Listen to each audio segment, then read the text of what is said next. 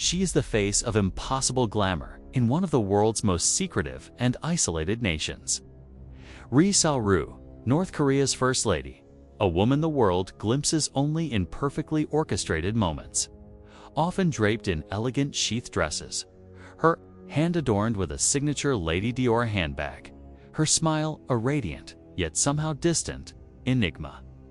On the surface, it's a life of fairy tale opulence, fortified palaces, million-dollar yachts, private jets soaring across Asia, a life many might dream of. But what if that dazzling spotlight, that breathtaking luxury, illuminates not? A queen reigning freely, but perhaps the world's most beautiful prisoner. Trapped in an exquisite gilded cage with no visible key. What truly lies behind those enigmatic smiles and the impenetrable walls of Pyongyang's inner sanctum? A place the outside world has never truly been allowed to see. Stay with us, because what we're about to explore might just change the way you see luxury, power, and freedom forever. To understand the world Ri Sol-ru inhabits, you have to understand the extreme sensitivity of the regime she represents. Consider a seemingly small incident that nonetheless sent political shockwaves across the heavily fortified border between North and South Korea. The balloon incident. It began with a campaign launched from South Korea, activists sending balloons across the border carrying leaflets and, crucially, defaming images of First Lady Ri Sol-ru.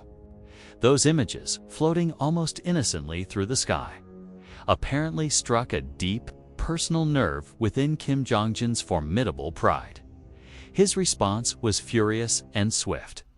The demolition of the Inter-Korean Liaison Office, a fragile symbolic bridge of peace and diplomacy, reduced to rubble.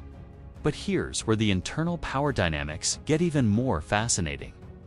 Many analysts believe it was Kim Yo-jong, Kim Jong-un's powerful and increasingly visible sister, who fiercely pushed for this drastic retaliation, not just to defend what she saw as family honor, but perhaps to reinforce her own rising position within Pyongyang's tightly controlled, fiercely competitive inner circle.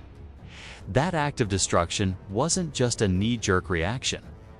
It could very well have been a signal, a chilling omen of a new order quietly, ruthlessly forming behind North Korea's heavily fortified walls. And that, as we'll see, was only a hint of the pressures surrounding the First Lady. Some stories begin like a dream, full of promise and dazzling light. But their endings, or even their middles, are often nothing like the fairy tales we're led to expect. And the strange, secretive journey of Ri Sol-ru, from captivating performer to North Korea's most prominent woman, is undeniably one of them. Born into what is believed to be a privileged family, educated at the finest elite schools in Pyongyang, Ri Sol-ru apparently shone brightly from an early age. It wasn't just for her innate, captivating singing talent, but for a pure, radiant grace, a certain luminous quality that few could match. In 2005, her star quality was undeniable when she was chosen as one of North Korea's top cheerleaders at an international sports event held, remarkably, in South Korea. Amid the roaring crowds and the glare of stadium lights, she stood out, a single, brilliant star in a vast, often dark, night sky. And then Ri Sol-ru vanished. No public farewell, no explanation, no trace left behind. Only unanswered questions, lingering in the eyes of those who had once been captivated by her youthful glow. When she reappeared years later, the world collectively gasped. Gone was the microphone. Gone was the modest cheerleader's uniform. In its place stood the poised, impeccably dressed, almost silent figure of a First Lady, standing proudly, if enigmatically, beside the new supreme leader, Kim Jong Un, an artist, a symbol, perhaps even a queen. But behind that elegant, carefully constructed facade, one couldn't help but wonder, did the freedom she once possessed, however limited, still remain in any recognizable form? Life, it seems, sometimes opens doors we never expected. But as Ri Xiaoru might have discovered, not every gilded door leads to paradise. This brings us to a quiet, persistent question that hovers around Ri Xiaoru. Does she truly hold any real power, any genuine agency? Or is it all just a perfectly staged, meticulously directed performance? From historic summits with world leaders to the most extravagant state banquets, Ri Xiaoru's image has left an indelible mark on the world stage. Her graceful smile, her confident gaze, her poised steps, all meticulously curated to radiate the aura of a true queen, a modern face for a secretive state. In those fleeting moments, under the blinding flash of international cameras, she stands as North Korea's First Lady, the most visible woman by Kim Jong Un's side. Yet, amid the polite applause and the careful diplomatic admiration, a silent, nagging doubt often creeps in. Despite standing shoulder to shoulder with some of the world's most powerful leaders, why is her name never substantively tied to any major political decision? Why are there no impactful speeches, no official roles with tangible authority, no discernible true voice of her own in the affairs of state? Gradually, for many observers, the world's initial fascination has faded into a quiet, unsettling suspicion.